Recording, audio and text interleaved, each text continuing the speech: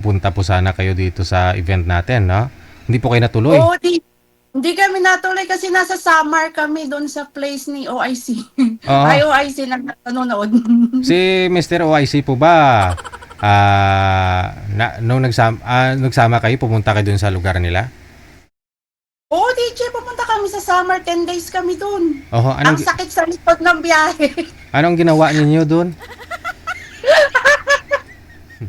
Madami. Ay, madami. Kumain ninyo. Yung buko. Yung buko, DJ. Ano pa ho yung kinain mo dun? Suman. Ano pa? Yung hindi mo makalimutan. At dahil, Okay. Tapos, ano po, balak ninyo? Ano po ba yun? Kasal si Mr. OIC? Kasal po siya? hindi po, DJ, ano siya, may dati siyang kalibin, di ba? Ka-live-in. So, bali ikaw, Pero namatay na. divorce na po kayo? Mm-mm. So, anong balak ninyo? Ayaw nyo magpakasal? Okay, gusto naman, DJ, pero tapusin ko lang siguro yung presidente namin dito kasi medyo mahigpit eh. Ang daming Hindi, sabi daw, mga rules. sabi daw, siya pa rin daw yung magpapatakbo sa susunod. Ay, hindi na, DJ, kasi pangalawang term na niya. Hanggang dalawa lang ba? Wala na. 2 terms na. Kaya pala parang So, sinasagad, 4 years. parang sinasagad-sagad niya, no? Kasi lahat ng gusto niyang gagawin, ginagawa niya talaga ngayon. Tama, DJ, Oo. tama. Kaya, Sobrang, maraming Pinoy na gusto sa kanya. sobrang higpit, no? Sa mga foreign, no? Oo, DJ, sobrang higpit. Pero ikaw, ano po status niyo po dyan? Ano na kayo dyan? Single po. Po? Single DJ. Oo. Ibig sabihin, ano po yung kayo dyan? Permanent na Citizen na po, DJ. citizen? Sama ng mga bata. Hindi po pwede. Kunyari, mapakasal ho kayo ni Sir OIC. Pwede, DJ. Oh. Kaso may bagong rules lang nung may yata yun. I'm not familiar doon na kapag nag-apply daw, doon pa rin sa country kung sino yung ina-apply mo. Kunyari, magpakasal kayo dito. Parang, Hindi mo pwedeng gamitin na dyan ka mag-a-apply para makuha mo siya, kundi dito pa rin sa Pilipinas. o parang dyan siya pa rin ma-approvean, parang ganun. So, Kasi dati pwede siyang mag K1 visa. K1 visa kasi parang fiancé. Tapos makakapunta siya rito. Tapos pag nakapunta within 90 days, kailangan magpakasal kayo kundi mabu-void yung K1 visa. Paano kung dito kayo magpakasal? Pwede rin. Mas okay yun. Kala ko nga po nagpakasal na ho kayong dalawa eh. Hindi, DJ, nag-early celebration lang ako ng Wow. 50th birthday ko ngayon. Happy birthday to me. Aba, happy birthday. Akala ko po, nag-advance celebration lang kayo. Kumbaga, nag-honeymoon lang kayo, walang kasal. Secret. Aray. Secret. Kaya nga kukunin sana kitang event, kaso parang yung schedule mo noon eh. Oo, busy ako that Kasi time. Oo, kaya ko kay manager noon, sabi niya parang naisip ko mag-anniversary tapos Sobrang busy talaga. iistorbohin pa kita papuntang Pangasinan. Siyempre, it Oo. takes parang 2 days mo rin yun mawawala. Kaya sabi ko, na lang kami ng iba. So, bali, ano pong ginawa ninyo? Anong kaganapan noon sa Pangasinan sana? Nag-early party sa event. Tapos nagpunta kami ng Baguio. Dinala ko sa Baguio, Wow. DJ. Kasi mainit pa ho that time, no? Medyo malamig talaga sa Baguio. Kaya doon medyo relax, no? Grabe yung init. Parang hindi ko kaya yung init. Sobra. Asma pa ako ng 2 beses dyan. Na? Tapos mainit. Nagkasakit ako 2 beses sa sobrang init. Hindi yung init yung dahilan kung bakit ka nagkasakit. Baka nasubrahan. Baka nasubrahan, aray. At ito pa nakakatawa, DJ. Na-miss ko yung flight namin pabalik. Bakit? Ano po nangyari?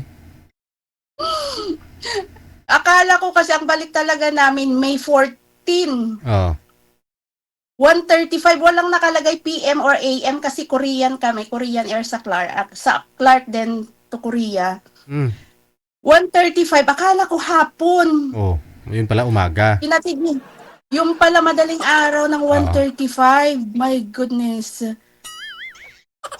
Tapos, Rebook ka na lang. nag-rebook ako DJ ng one way. Kaso yung, sana kung may insurance, hindi ko kasi kinuhanan ng insurance yung flight namin para mas mura. Ang babayaran ko ulit is almost 4,000. 4,000 US dollar? US dollar. Tapos, ang advice sa akin is, kuha na lang daw ako ng one-way ticket ba? So, kumuha ako. So, in pesos, kasi dyan ko na binook, almost 200,000 pa rin. Ang sakit sa banks. Aray, bonggang kasal na sana Sobrang yun. No? kasiyahan, no, I see. Aray! Aray ko! So, ano lang po sana yun? Sana, sinagad mo na. Total, na-cancel naman ho. Hindi ka natuloy yung flight. Sana nagstay ka pa ng kahit isang linggo. Baka, Nag-stay pa ako ng isang linggo, DJ, sabi ko na eh. Sinagad-sagad talaga, no? Inagad-sagad talaga. So, kailan po ulit uwi mo dito ulit sa Pilipinas? December 2028 siguro, DJ, hanggang 2029 ng January kasi mainit talaga. January. Yung anak ko ayaw lumabas, naka 24 hours ang aircon kasi hindi rin niya kaya, ang init. Init talaga, no? Saan po ba kayo sa Pangasinan? Sa Ordaneta, DJ. Medyo malapit-lapit lang sana, no? Lapit-lapit. Oo, hahabol nga sana kami doon kaso talagang galing na kami ng summer, wala nang talagang sobrang pagod na rin namin. Oo, ikaw ba naman na hindi mapapagod yan? O di sana isinama mo si Mr. OIC, sinama mo doon, siningil mo yung big bike mo doon sa boyfriend mo dati na binigyan. Sinama ko sana, punta sana ng Cavite, no? Oh, sayang. Uy, DJ, ano pala? May nagko-comment dyan sa akin pag nagko-comment ako sa live nyo, na may nag-comment sa akin, hindi ko naman pinapansin. Tapos sabi niya, nag-message daw siya. Uy, sabi ko nga, ang bastos ng comment niya ba? Sabi ko, hindi ko siya kilala, kaya sabi ko sa comment dyan sa iyong live 2 days ago, sabi ko, magpakilala ka sa akin bago ka magsalita ng masasama. Kala mo kilala niya ako. May mga tao talaga kasing ganun no? Hindi pa nila parang kilala talaga nila yung tao yung sinisismis nila, taong ibabash nila, no? Kung ano nung sinasabi niya sa akin. Sabi ko, anong sinasabi? Naku, DJ, below the belt, ang hirap banggitin sa live kasi parang kilala nga, sino ba siya, parang ganun yung sabihin niya sa akin. Sabi ko nga, may nanay ka, may kapatid kang babae, kaya below the belt, hindi man ko naman siya kilala. Bakit niya naman? In-stalk ko yung account niya, ano ba yun? Nakalock? Lock profile, tapos wala siyang friends. Sabi ko, magpakilala ka sa akin pa ako. Bakit naman sinabi niya po yun sa'yo, parang minura ka? Parang minura niya ako, tapos mayroon something doon na, paano naman daw siya sa akin. Sabi ko, nagulat ako. Sabi ko, sino to? Pero hindi ko in-accept yung chat niya ba. Tapos, sinagot ko siya sa comment sa live mo 2 days ago. Kasi sabi ko, magpakilala ka kung kilala mo ako. Sabi ko, para hindi yung ganyan, diba? Shout out sa'yo. Ayaw kong banggitin ang pangalan mo kasi baka dami account ka. Block mo na lang kaysa ma-stress ka, no? Yun na nga, DJ. Mensahe mo na lang kay, kay best friend mo, kay BFF mo, dali. Ano mensahe mo kay YC? Mensahe sa lahat ng mga sumasali muna, DJ. Ano? Huwag kayo masyadong mapili. Kasi yung boyfriend mo na yan, di ba? Dito mo nakausap si Mr. OIC sa live natin. DJ, wala naman akong masabi. Kumbaga, sabihin na natin na hindi man kagwapuhan, pero ang tignan ninyo yung kalooban. So, ilang years na po kayo? Naman yung gwapo. Ilang years na po kayo? 14 months. 14 months kayo? Mahigit isang taon na rin, no? Mahigit isang taon na rin. Parang kailan lang? Di ba? Kaya way of communication, wag masyadong maging halos karamihan po kasi. Halos karamihan po ng mga sinasabi nila. Kapag nagkita na, nagbabago, no? Kayo hindi naman nagbago. Hindi naman, DJ. Medyo ngayon kasi, may nangyari din sa work niya. So, Alam mo nangyari? yung, di ba, ang haba kasi ng niya, nag-chismis na ako, nanonood pa naman siya ngayon. medyo yung may kasamahan siya, siyempre nasa top of the ano siya sa pagiging security guard. So parang sinulot yung pwesto niya. Wala siyang binalikan na trabaho. Ay, ganon. Oo, kaya kawawa naman. Pero formal naman po siya nag-leave. Ano po ba? Baka na-awol? Formal leave naman siya, inapprovean naman ng agency. So nung report for work na siya, nagulat siya, hindi na daw siya mag-duty as OIC.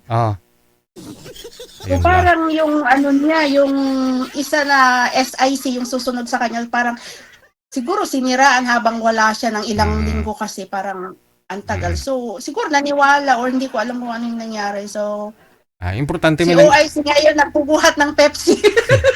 Yun lang. Di bale gagawin niya lahat na para may balik yung dati. Sabi ko nga, kaya mo na lang. So, di bale, hindi kami di bale kahit ganun po yung nangyari sa kanya sa trabaho niya. Sa importante sa inyo may nangyari na rin. DJ, ganun talaga yun. Basta ano lang, magpasalamat lang kung anong mayroon, mo yun. Kung huwag tayo masyadong tumingin sa estado ng buhay. Basta ang importante, I mean, nagkakaintindihan kayo. Mahal nyo yung isa't isa. Alam mo yun, DJ, yung marunong kayong magpakumbaba. Hindi yung masyadong maghahanap ka ng taga rito, taga roon, taga rene, taga rito, pangit, gwapo. Hindi nakukuha sa ganun yun. Hindi ka magiging masaya sa ganun, DJ. Magiging masaya ka kapag mabait. Correct. Saan nga po kayo ngayon? Nasa? Washington, DJ. Washington. Okay, sige. No, balang araw, no, pag sakali, madala mo na rin ho dyan. Para hindi na kayo magkalayo ba? Malayo sa isa't isa. Sabi ko nga tiyaga lang, mabilis lang lumipas yung panahon. Ilang taon na po ba nakaupo si Trump?